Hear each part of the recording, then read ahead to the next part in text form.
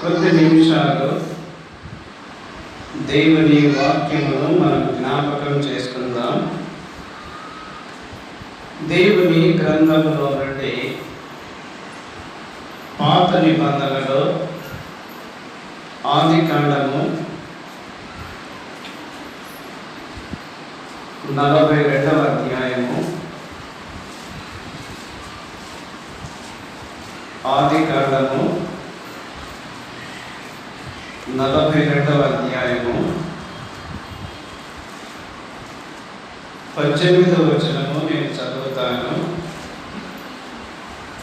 3వ దినమున యోసేపు వారిని చూచి, నేను దేవునికి భయపడేవాడను, మీరు బ్రతుకున్నట్లు దీని చేయండి. మరొకసారి చదువుతాను.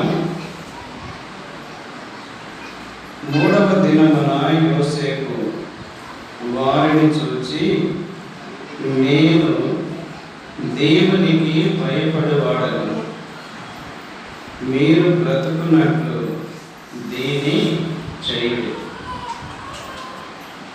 తలలు వంచి కళ్ళు మూసుకొనండి, ప్రార్థన చేసుకుందాం. పరిశుద్ధుడైన మా తండ్రి, స్తోత్రములు చెల్లిస్తున్నాము. గోరంట్లలో మీరు స్వరక్తం ఇచ్చి సంపాదించుకున్న సంఘమును బట్టి, సంఘములో జరిగిస్తున్న పరిచర్యను బట్టి, సంఘములో నైనా ప్రతి కుటుంబాన్ని బట్టి మీకు స్తోత్రములు చెల్లిస్తూ ఉన్నాము. సంఘము మీది, పరిచర్య మీది, జరిగించువాడవు, నడిపించువాడవు మీరు తండ్రి. నైనా ఈ పరిచర్యను మీరు ఆశీర్వదించండి. క్రమముగా మీకు మహిమకరముగా మీరు జరిగించండి.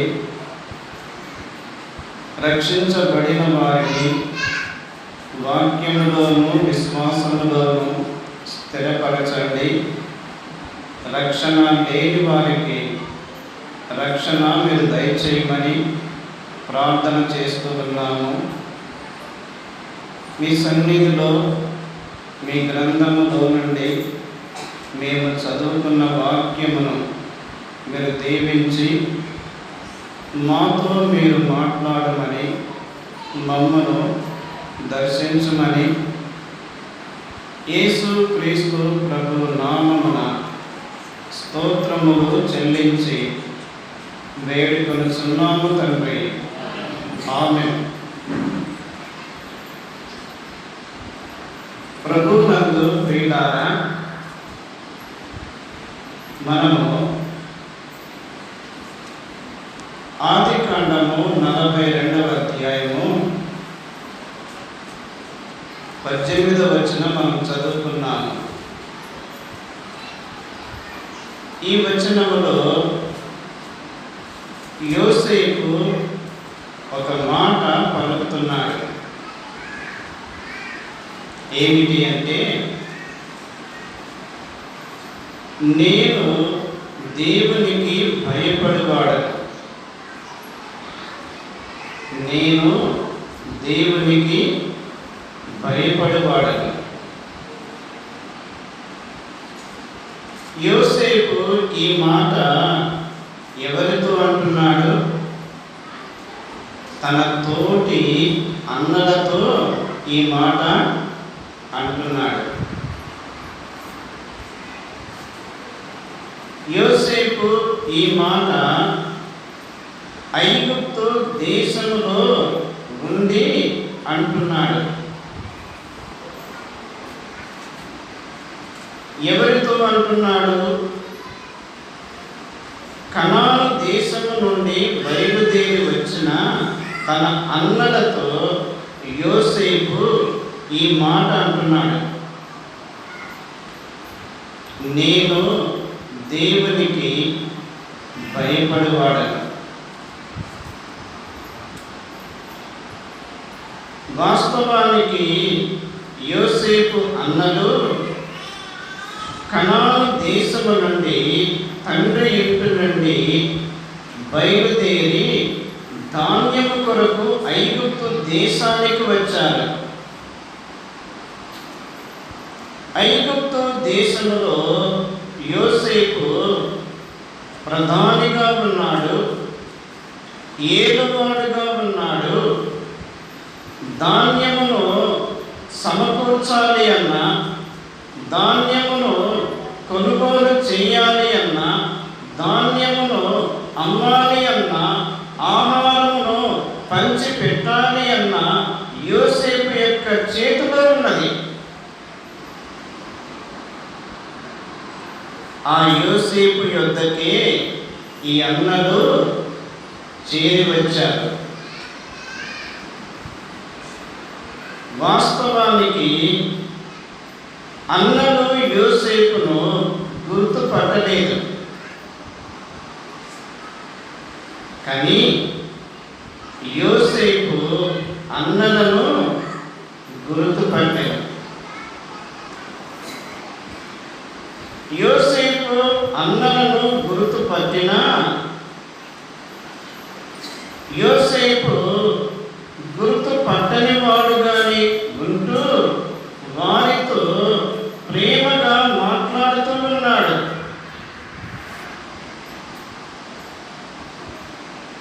వారు ఏమంటున్నారు?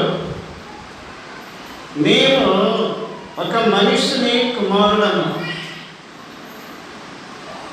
మేము 12 మంది సహోదరులము. ఒకడు మా తండ్రి యొద్ద ఉన్నాడు, ఒకడు లేడు. ఒకడు లేడు అనే మాట ఎవరితో అంటున్నారు? ఎవరితో అంటున్నారు? ఎవరినైతే గుంటలో పడవేశారో, ఎవరినైతే గుంటలో నుండి పైకి తీశారో, ఎవరినైతే ఆ మార్గమును వెలుచున్న ఆ ఇస్మాయిలకు అమ్మివేశారో ఆ వ్యక్తి ఎదుటనే అన్నలు నిలవబడి ఒకడు లేడు అంటున్నారు.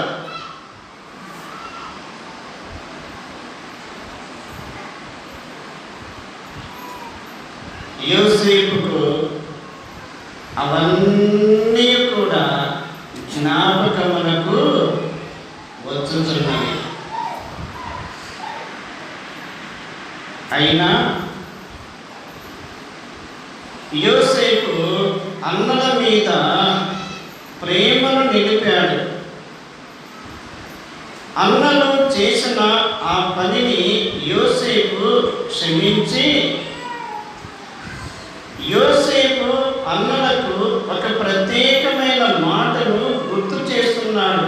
ఏమిటి అంటే, నేను దేవునికి భయపడవాడను.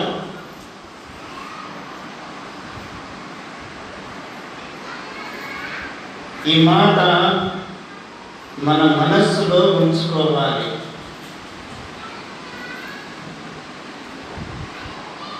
ఈ దినాలలో భయము అనేది కరువైపోయింది కదా. భయం అనేది కరువైపోయింది. కుటుంబంలో పిల్లలు తల్లిదండ్రులకు భయపడుట లేదు. సంఘములో చిన్నవారు పెద్దవారికి భయపడుట లేదు. ఉద్యోగాలు చేసే స్థలములో కూడా క్రింది స్థాయి వారు పై స్థాయి వారికి భయపడుట లేదు. కారణం లెక్కలేనితనము, విచ్చలవిడితనము. వారు భయం లేకుండా ప్రవర్తిస్తున్నారు. ప్రవర్తిస్తూ ఉన్నారు. భయం లేకుండా ప్రవర్తిస్తూ ఉన్నారు కాబట్టి సమస్యలలోనికి నెట్టివేయబడుతున్నారు, సమస్యలను కొని తెచ్చుకుంటున్నారు, సమస్యలను సృష్టించుకుంటున్నారు.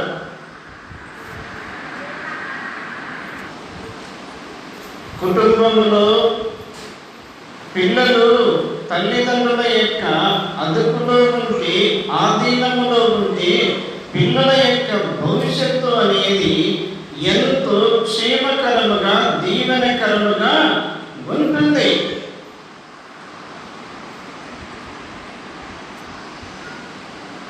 అందులో కుటుంబములో కూడా తల్లిదండ్రుల యొక్క ప్రవర్తన, వారి వైఖరి, వారి మాటలు, వారి తీరు, వారు ప్రవర్తించే విధానం కూడా చాలా చాలా ప్రాముఖ్యమైనది.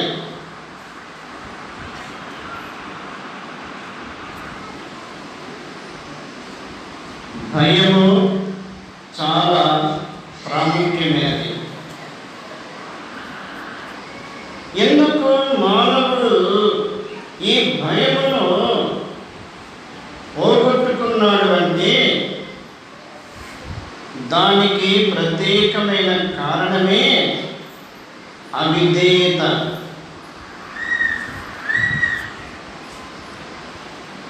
అవిధేయత ఉన్నప్పుడు ఏం జరుగుతుంది? లోబడరు, తిరుగుబాటుతనము, మొండితనము, కఠిన వైఖరి, ఇష్టానుసారముగా మాట్లాడుట, ఇష్టానుసారముగా ప్రవర్తించుట, ఇష్టానుసారమైన పనులు చేయుట.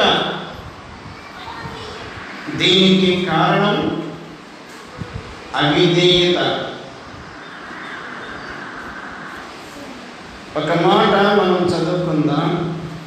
రోమా పత్రిక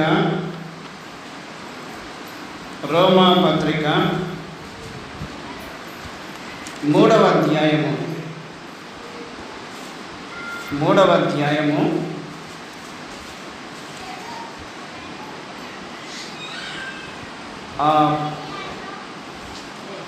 17వ వచనములో లేక 16 నుండి,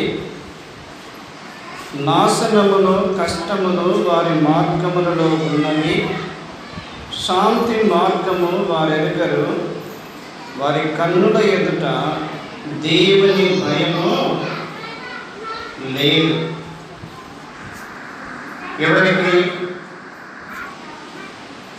ఎవరికి అంటే త్రోవ తప్పిన వారికి, దారి తప్పిన వారికి, పాపములో పుట్టిన వారికి, పాపములో నిలిచిన వారికి, పాపపు క్రియలు జరిగిస్తున్న వారికి,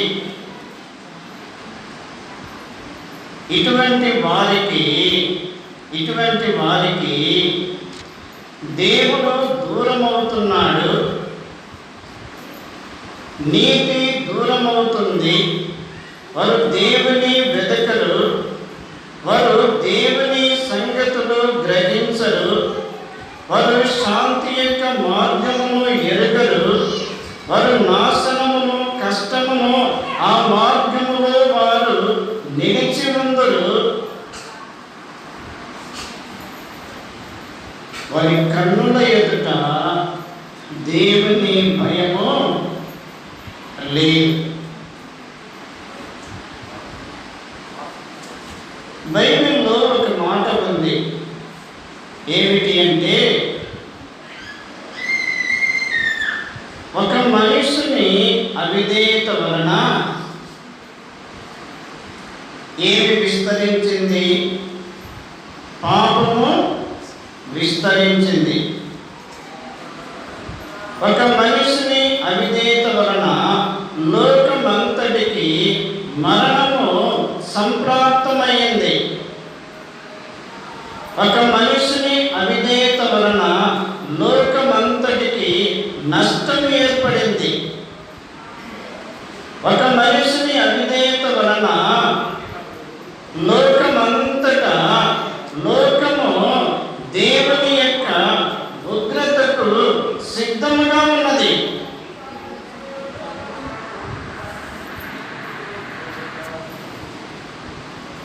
పాపము మానవుని దేవుని యొద్ద నుండి దూరము చేయుట.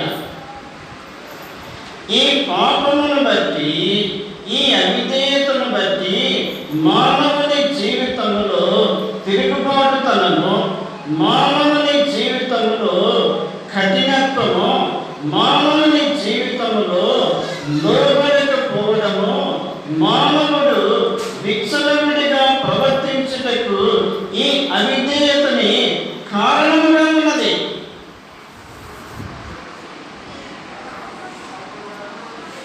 అయితే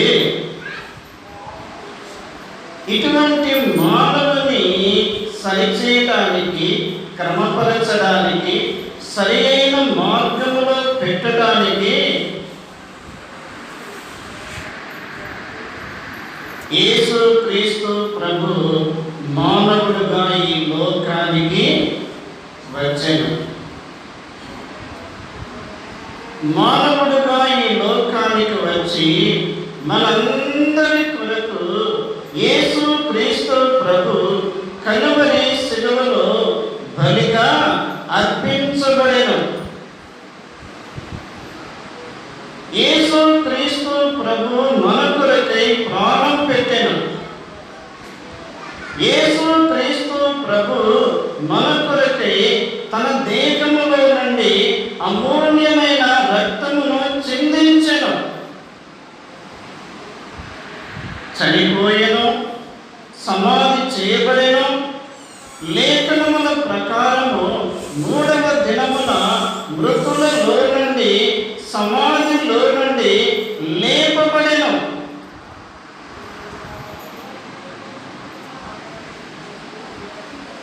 అయితే రోమా పత్రిక 5వ అధ్యాయానికి రండి. రోమా పత్రిక 5వ అధ్యాయము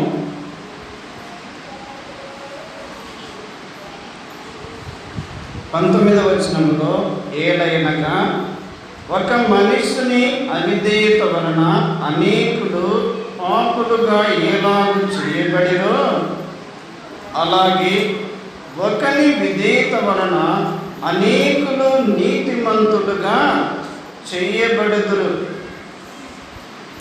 20-21 వచనాలలో, అయినను పాపము మరణమును ఆధారము చేసుకొని ఎలాగు ఏలెనో, అలాగే నిత్య జీవము కలుగుటకై నీతి ద్వారా కృపయు మన ప్రభు అయిన యేసు క్రీస్తు మూలముగా ఏలు నిమిత్తము పాపం ఎక్కడ విస్తరించెనో కృప అక్కడ అపరిమితముగా విస్తరించెను. గమనించాలి, ఒక మనిషిని అవిధేయతను బట్టి పాపము మరణమును ఆధారం చేసుకొని మనిషిని ఏలుచున్నది.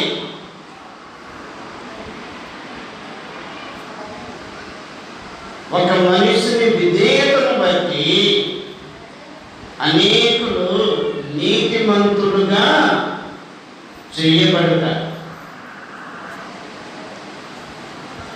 ఇప్పుడు యేసు క్రీస్తునందు విశ్వాసం ఉంచిన వారిలో ఏమి ఏర్పడుతుంది?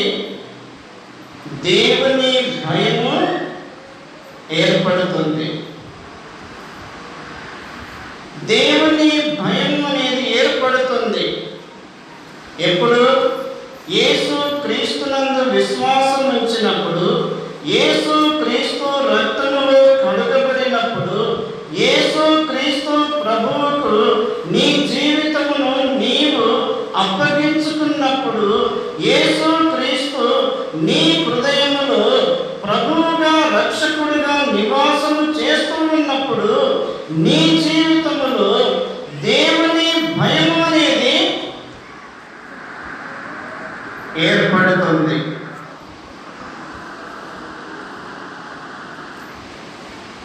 ప్రియులారా, దేవుని భయము అనేది మనకు చాలా చాలా అవసరమైనది.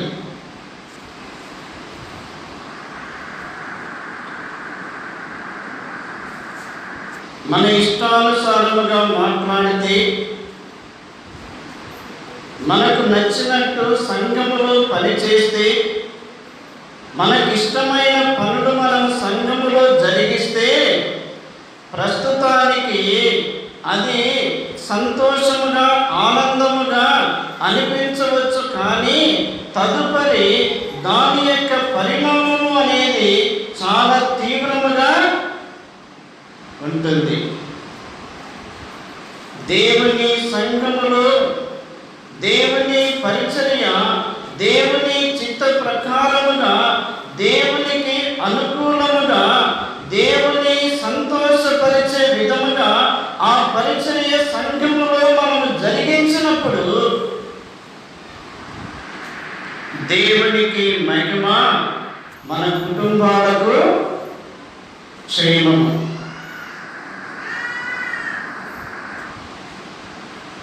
యోసేపు ఎక్కడ ఉన్నా కూడా దేవునికి భయపడుతున్నాడు. ఒక మాట మీకు గుర్తు చేస్తాను. కనాను దేశములో తండ్రి ఇంటిలో ఉన్నాడు. తండ్రి ఇంటిలో ఉన్నప్పుడు గొర్రెల యొక్క మందను మేపుచూ ఉన్నప్పుడు అన్నల యొక్క చెడుతనమును గూర్చిన సమాచారము తండ్రి యొద్దకు తెచ్చుచుండెను. అంటే యోసేపు తన ప్రవర్తనను, తన సాక్ష్యమును, తన శీలమును కాపాడుకుంటూ అన్నల ఎదుట యోసేపు ఒక మోడల్ వ్యక్తిగా ఉన్నాడు.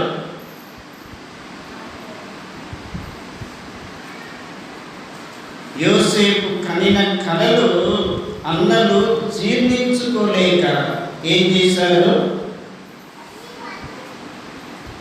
యోసేపును గుంటలో వేశారు. గుంటలో నుండి బయటికి తీశారు. ఆ మార్గమున వెళుతున్న వారికి అమ్మివేశారు. యోసేపు ఐగుప్తు దేశములో పోతీఫరు అను ఒక ఐగుప్తీయుని ఇంటిలో ఉండెను. అక్కడ ఒక స్త్రీ ద్వారా దినదినము యోసేపుకు శోధన. దినదినము యోసేపుకు శోధన. అయితే యోసేపు ఒక చక్కని మాట అన్నాడు. ఏమని? ఇంత ఘోరమైన దుష్కార్యము చేసి నేను దేవునికి విరోధముగా పాపము కట్టుకొందున. ఐగుప్తు దేశములో యోసేపు కంటూ ఎవ్వరు లేరు. బంధువులు లేరు, స్నేహితులు లేరు, రక్త సంబంధికులు లేరు. యోసేపు ఏమి చేసినా కూడా ఎవరు కూడా గుర్తుపట్టలేని ఆ స్థితిలో ఉన్నాడు. కానీ ఎవరు చూస్తున్నారు? ఒక మాట చూడండి, ప్రసంగి గ్రంథము మనమందరము గుర్తుంచుకోవలసిన మాట. ప్రసంగి గ్రంథము 5వ అధ్యాయము 2వ వచనంలో, నీవు దేవుని సన్నిధిని అనాలోచనగా పలుకుటకు నీ హృదయమును త్వరపడనీయక నీ నోటిని కాచుకొమ్ము. దేవుడు ఆకాశమందున్నాడు, నీవు భూమి మీద ఉన్నావు, కావున నీ మాటలు కొద్దిగా ఉండవలేదు.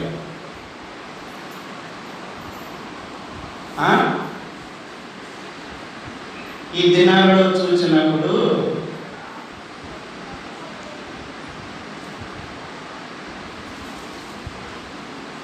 పనులేమో కొద్దిగా ఉంటాయి, కానీ మాటలు ఎలా ఉంటాయి? విస్తారముగా ఉంటాయి. ఆ మాటలలో జ్ఞానమును ప్రదర్శిస్తారు, చాకచక్యమును ప్రదర్శిస్తారు, నైపుణ్యతను ప్రదర్శిస్తారు, తెలివితేటలు ప్రదర్శిస్తారు. మాటలు విస్తారముగా ఉంటాయి, కానీ పనులు క్రియలు ఎంతవరకు ఉంటాయి? కొద్దిగానే ఉంటాయి. కానీ బైబిల్లో ఏమని వ్రాయబడి ఉంది? దేవుడు ఆకాశమందు ఉన్నాడు, నీవెక్కడ ఉన్నావు, నేనెక్కడ ఉన్నాను? భూమి మీద ఉన్నాను. మన మాటలు ఎలా ఉండాలి?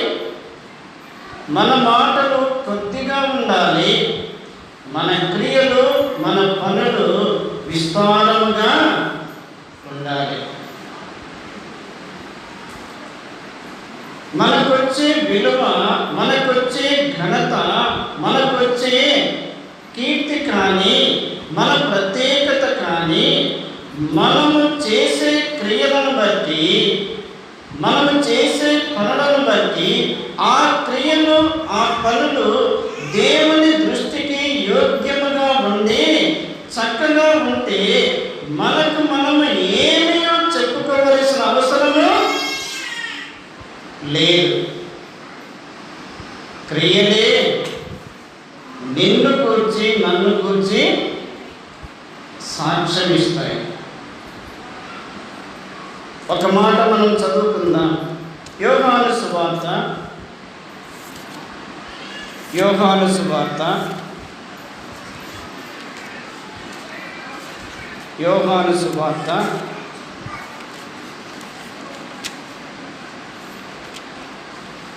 5వ అధ్యాయము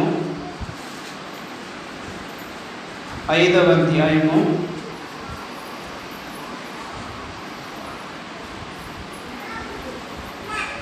అధ్యాయము 31వ వచనము. నన్ను కూర్చి నేను సాక్ష్యము చెప్పుకొని ఎడల నా సాక్ష్యము సత్యము కాదు, నన్ను కూర్చి సాక్ష్యమిచ్చు వేరొకడు కలడు, ఆయన నన్ను కూర్చి ఇచ్చు సాక్ష్యము సత్యమని ఎరుగుదును. మీరు యోహాను వద్దకు కొందరిని పంపితిరి, అతడు సత్యమునకు సాక్ష్యమిచ్చెను కదా.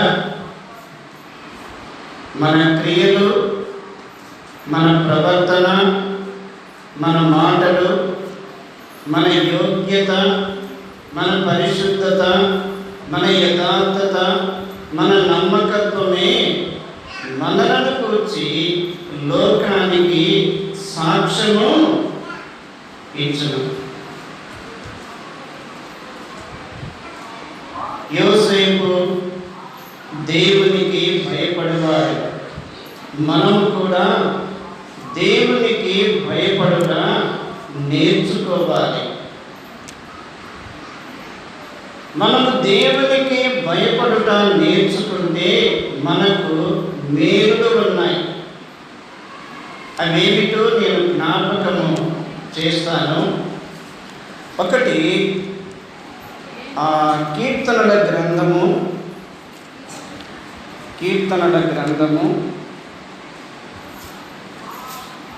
85వ కీర్తన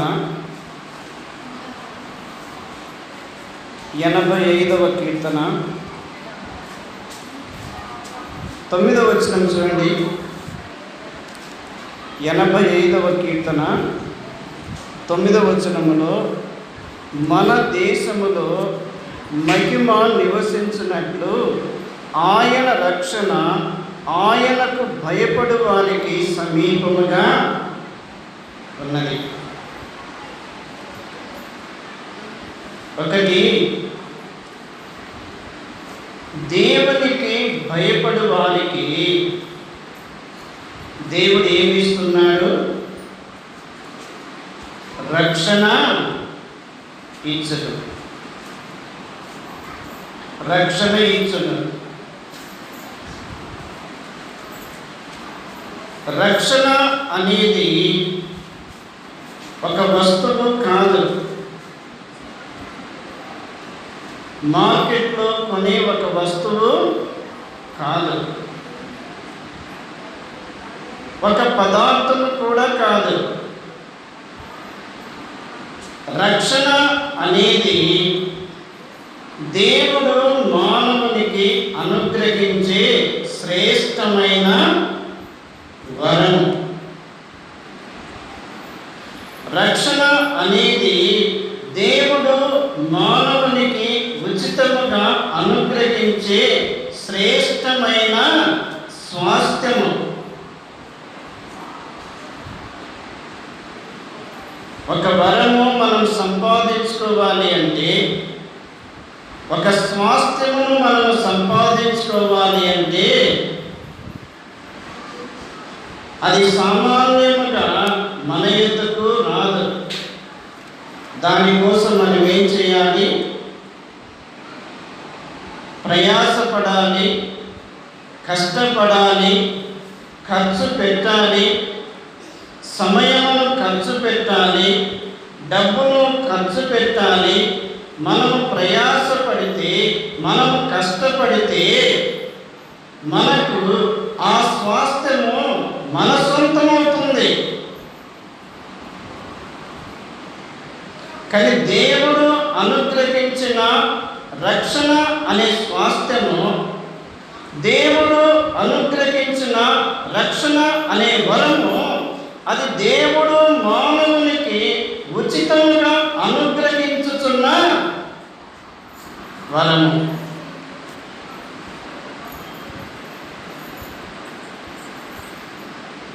సమరయ స్త్రీ యొద్దకు యేసు ప్రభు వచ్చి దాహమునకు నీటి ఇమ్మని అడిగాడు. సమరయ స్త్రీకి యేసు ప్రభుకు ఆ సంభాషణ జరుగుతున్న సందర్భములో, అమ్మా, నీవు ఎవరిని అడుగుతున్నావో ఆయనను నీవు ఎరిగి ఉంటే ఆయన నీకు జీవజలము ఇచ్చును. నీవెవరిని అడుగుతున్నావో ఆయన నీవు ఎరిగి ఉండాలి, ఆయన నీవు తెలుసుకొని ఉండాలి, ఆయనను నీవు సొంతము చేసుకోవాలి. ఆయనను నీ జీవితంలో ప్రభువుగా రక్షకునిగా కలిగి ఉంటే ఆయన నీకేమిస్తాడు అంటే జీవజలము ఇచ్చును. ఇది పరలోక సంబంధమైనది. ఇది నిత్యత్వములకు సంబంధమైనది.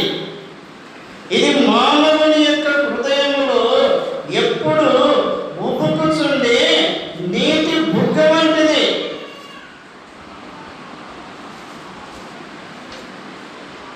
ఒక పాపి అయిన మానవుని కొరకు దేవుడు రక్షణ అనేది సిద్ధము చేసి ఉంచాడు.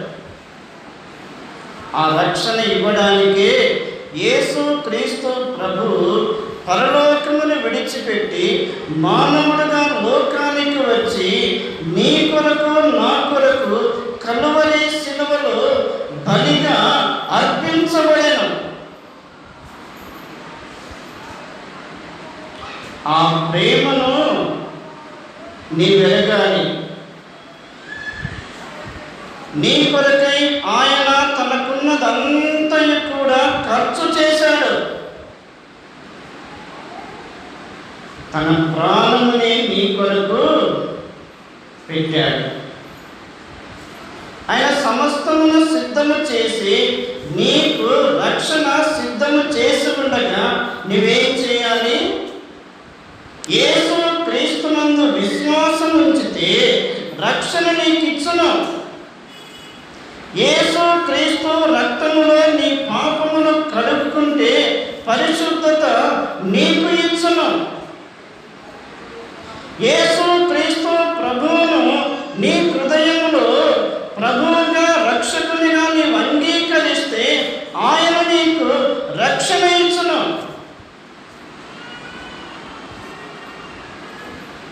అమ్మా, అయ్యా,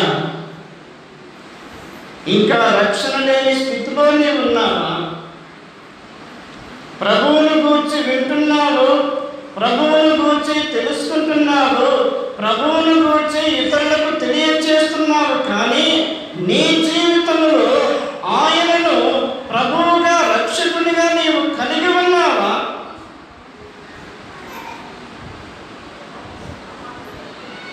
రక్షణ అనేది దేవుడు అనుగ్రహించిన స్వాస్థ్యం. అయితే ఇక్కడ చేరి ఉన్న మనలో రక్షించబడిన వారు ఉన్నారు, బాప్తీసం పొందిన వారు ఉన్నారు, సంఘములో చేర్చబడిన వారు ఉన్నారు, సంఘము యొక్క సహవాసం కలిగి ఉన్నవారు ఉన్నారు. వారు తమ జీవితంలో కాపాడుకోవలసింది ఏమిటి అంటే, అపోస్తలుడైన పౌలు ఫిలిప్పీలకు రాసిన పత్రిక, అపోస్తలుడైన పౌలు ఫిలిప్పీలకు రాసిన పత్రిక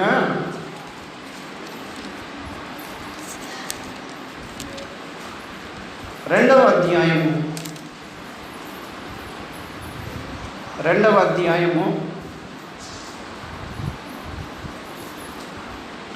12వ వచనములో, కాగా నా ప్రియులారా, మీరెల్లప్పుడూ విధేయులై ఉన్న ప్రకారము నా ఎదుట ఉన్నప్పుడు మాత్రమే కాక మరి ఎక్కువగా నేను మీతో లేని ఈ కాలమును భయముతోనూ వణకుతోనూ మీ సొంత రక్షణను కొనసాగించుకోండి. అమ్మా, జాగ్రత్తగా వినండి. మనము రక్షించబడిన వారము, బాప్తీసం పొందిన వారము, సంఘములో చేర్చబడిన వారము, సంఘము యొక్క సహవాసము కలిగి ఉన్న వారము, దేవుని మందిరములో పరిచర్య చేస్తున్న వారమే. కానీ అనుదిన జీవితంలో ప్రభువు మనకు అనుగ్రహించిన ఆ సొంత రక్షణను మనము కాపాడుకోవాలి.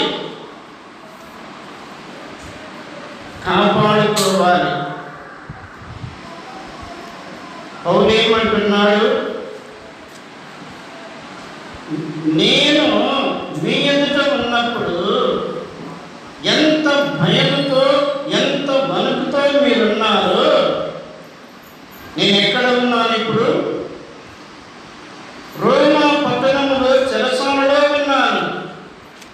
నేను మీ మధ్య లేను. నేను మీ మధ్య లేనప్పుడు మీరు ఎలా ఉండాలి? నేను మీ ఎదుట ఉన్నప్పుడు భయముతో, వణకుతో మీ సొంత రక్షణను ఏ విధముగా కొనసాగించుకున్నారో, నేను లేని సమయంలో కూడా అదే రక్షణను మీరు భయముతోనూ వణకుతోనూ కొనసాగించుకోవాలి. అమ్మ, నిద్రపోవద్దు. పిల్లలు కొన్నిసార్లు ఎలా ఉంటారంటే,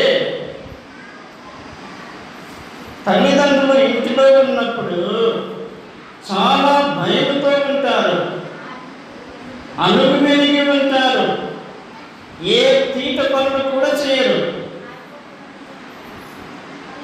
అప్పుడు తల్లిదండ్రులకు పిల్లల మీద ఎటువంటి అభిప్రాయం ఉంటుంది?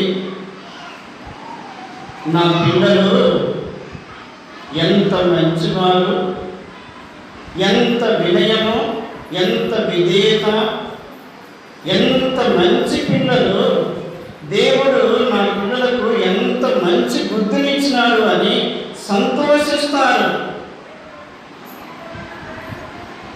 తల్లిదండ్రులు లేని సమయంలో పిల్లలను చూస్తే ఆ పిల్లల యొక్క నిజస్వరూపం అప్పుడే బయటపడుతుంది. తల్లిదండ్రులు గడప దాటి 4 అడుగులు పోగానే పిల్లలు అంటారు,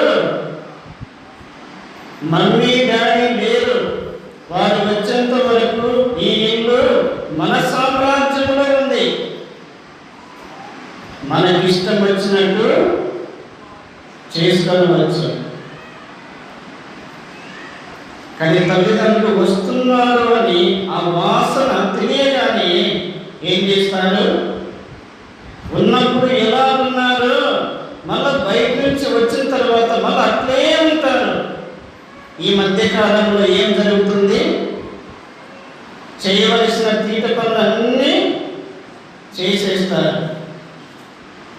ఎందుకు ఈ మాట జ్ఞాపకం చేసుకుంటున్నామంటే, మనము దేవుని సంఘములో ఉన్నాము, మనము దేవుని మందిరములో ఉన్నాము, మనము దేవుని కుటుంబములో ఉన్నాము, మనము దేవుని పిల్లలము. కాబట్టి ప్రభువు మనకిచ్చిన ఆ సొంత రక్షణను భయముతోనూ వణకుతోనూ కొనసాగించుకోవలసిన బాధ్యత మన మీద ఉన్నది.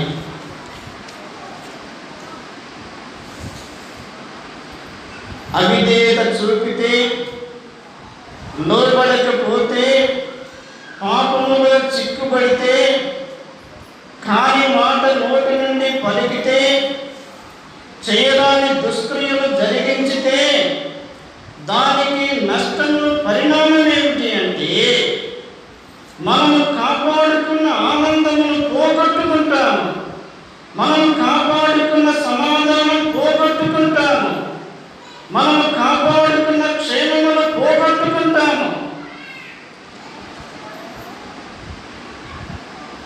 ఒక మాట మీ జ్ఞాపకం చేస్తాను. కీర్తనల గ్రంథంలో భక్తుడైన దావీదు యొక్క జీవితంలో, కీర్తనల గ్రంథము 51వ కీర్తన 51వ కీర్తన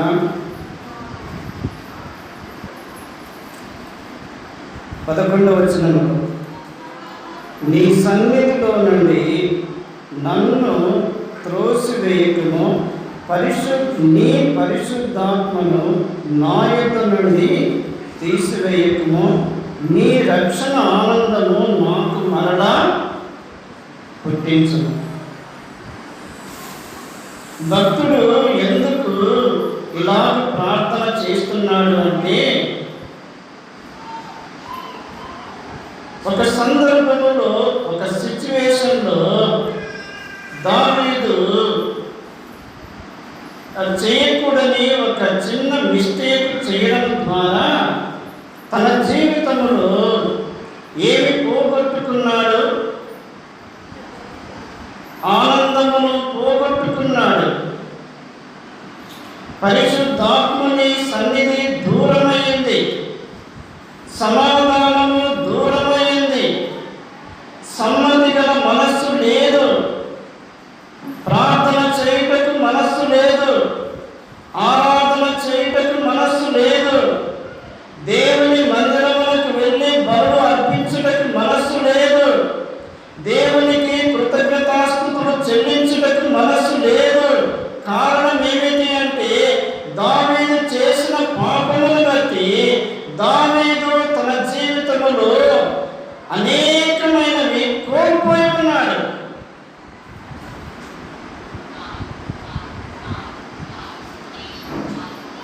నీ జీవితంలో, నా జీవితంలో మనము జాగ్రత్తగా ఉండాలి. రక్షణ ప్రభువు మనకిచ్చాడు. రక్షణలో ఉన్న ఆనందమును మనం కాపాడుకోవాలి. రక్షణలో ఉన్న ఆనందము క్రమక్రమముగా తగ్గిపోతే ఏం జరుగుతుంది? దేవునితో సహవాసము క్రమక్రమంగా దూరమవుతుంది.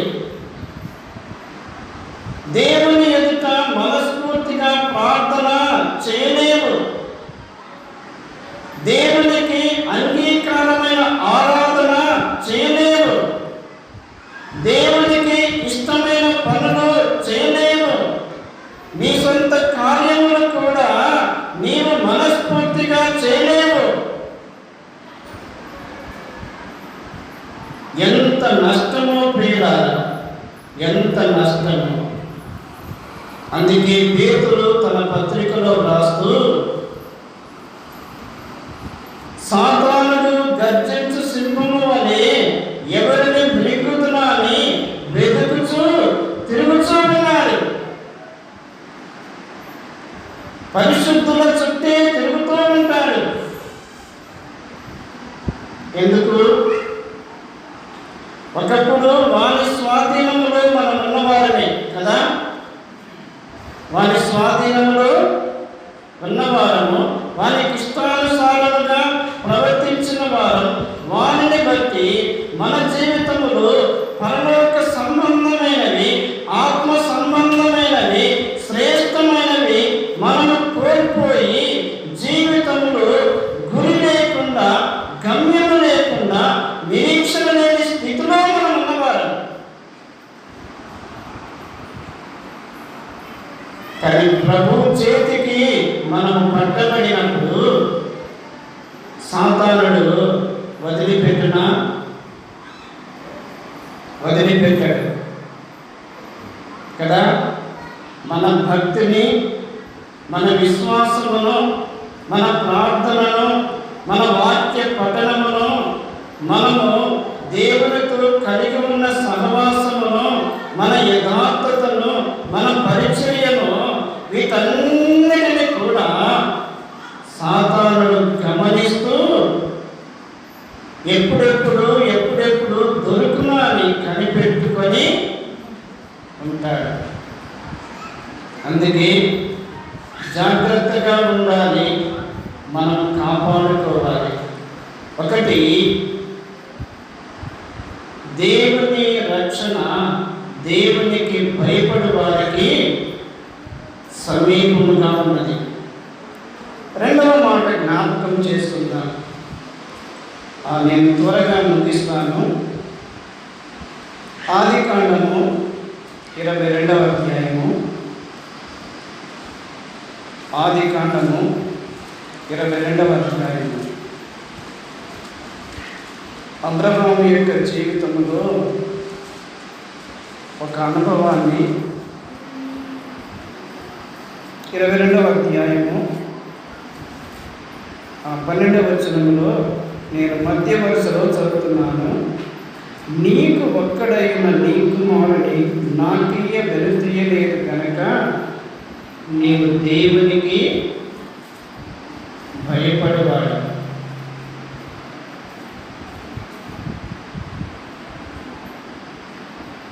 దేవునికి భయపడట అంటే అర్థమేమిటో తెలుసా?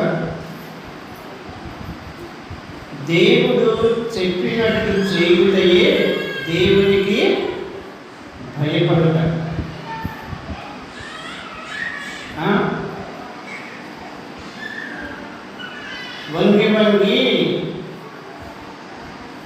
వంగి నమస్కారం పెట్టుట ద్వారా కాదు.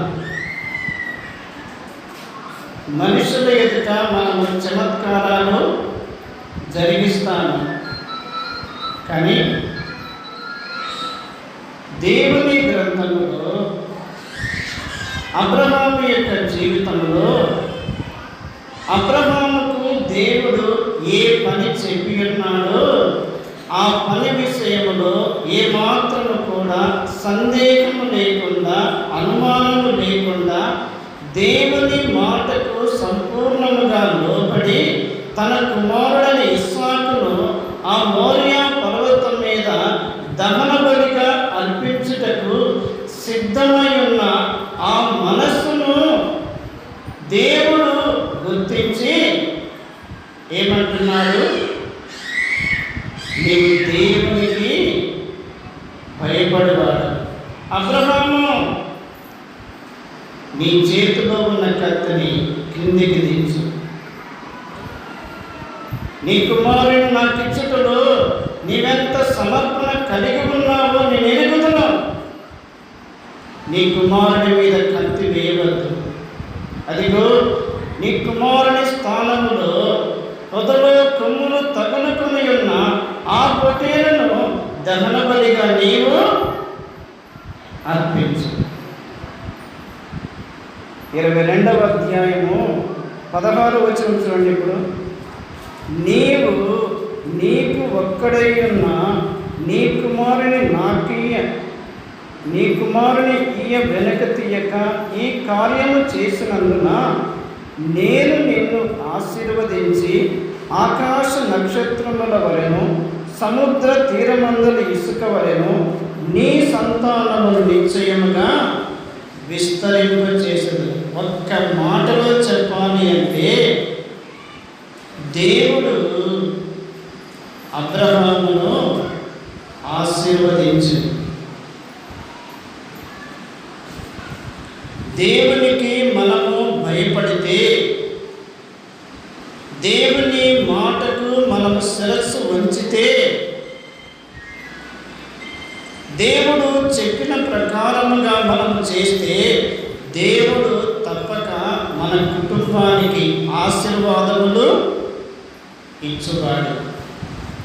ఒకటి, దేవునికి భయపడి వారికి రక్షణ ఇచ్చును. రెండవది, దేవునికి భయపడి వారికి ఆశీర్వాదములు ఇచ్చును.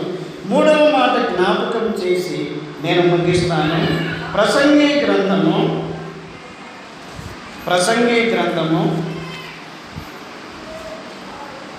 8వ అధ్యాయము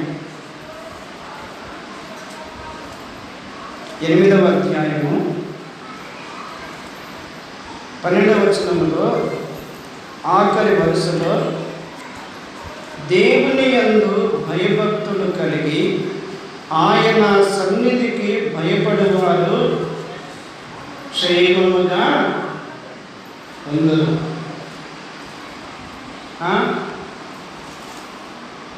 మనుషులు భయమును విడిచి దుష్క్రియలు జరిగిస్తూ ఉన్నప్పుడు ఆ దుష్క్రియలకు తగిన ప్రతిఫలము శీఘ్రముగా కలగకపోవట చూచి మానవుని యొక్క హృదయము కఠినమైపోతుంది.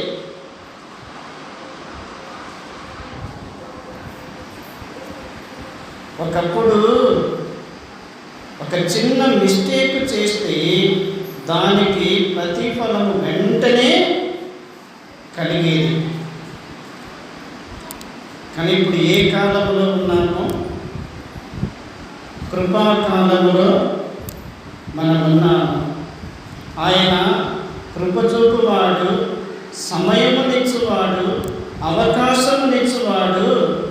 ఆయన ఓపిక కలిగి ఉన్నాడు. కానీ దానిని మనము చులకనగా భావించకూడదు.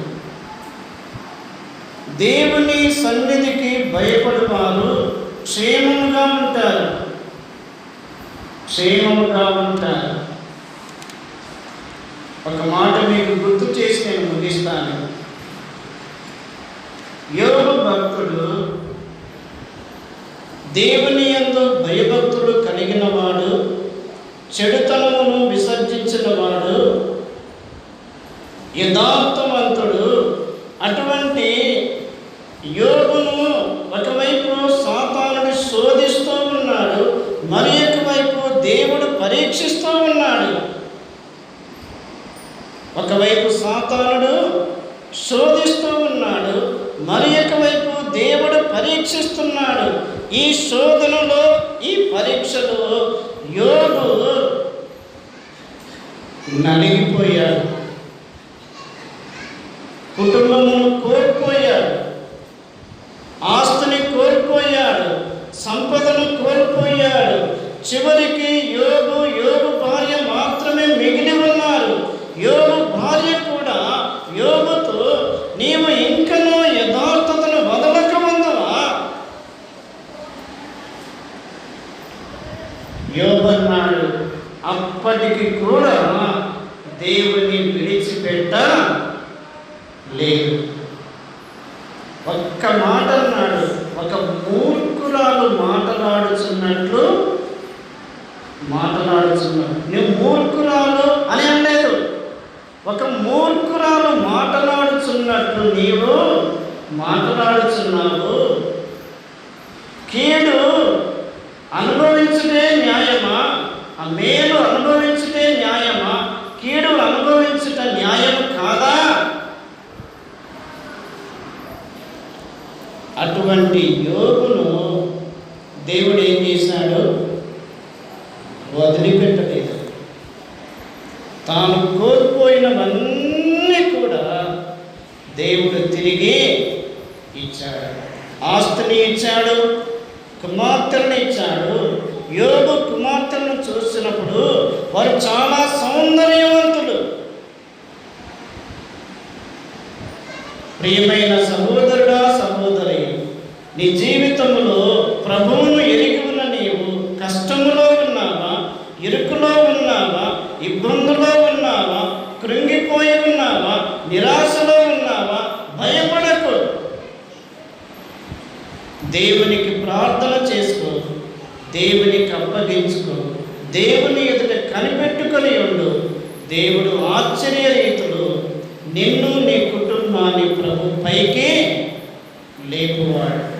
యోసేపు దేవునికి భయపడిన వాడు కాబట్టి కనాను దేశంలో ఉన్న యోసేపు ఐగుప్తు దేశములోనికి పంపబడి ఐగుప్తు దేశములో ఫరో ఎదుట ఐగుప్తు దేశానికి ప్రభువుగా ఏలువాడుగా నియమించబడెను. ఇది ఎవరు చేశారు? దేవుడే కార్యము చేశాడు.